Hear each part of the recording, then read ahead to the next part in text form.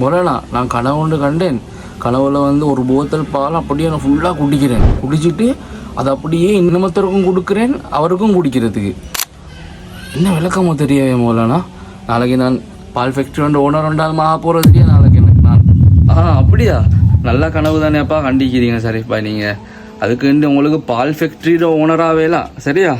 நபி ஸல்லல்லாஹு அலைஹி வஸல்லம் அவங்களும் கனவுல வந்து பாலை கண்டிக்கிறாங்க, பாலை குடிக்கிறத போல கனவு கண்டிக்கிறாங்க. அதே மாதிரி பாலை குடுத்திக்கிறாங்க கனவுல உமர் ரலியல்லாஹு அன்ஹு அவங்களுக்கு விளங்கிச்சா.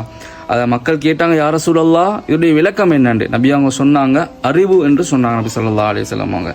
மார்க்க அறிஞர்கள் விளக்கம் சொல்கிறாங்க, ஒருத்தர் பாலை கனவுல கண்டன்னு சொன்னால் அவருடைய தூய்மையையும் நல்லியல்புகளையும் குறிக்கும்னு சொல்கிறாங்க.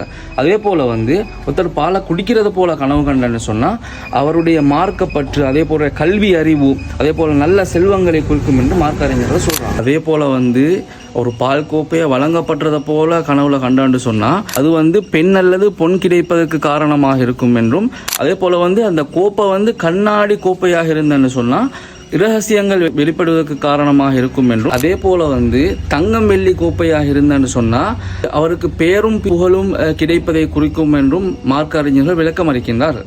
அப்போ போலனா கனவுல வந்து காண்றதே நடக்கும் அப்படி ஒன்று இல்லைனா? இல்லை அப்படி இல்லை. கனவுல காண்றதே நடக்கிறன்னு அப்படி இல்லை. கனவை வச்சு பல விளக்கங்கள் இருக்கலாம்.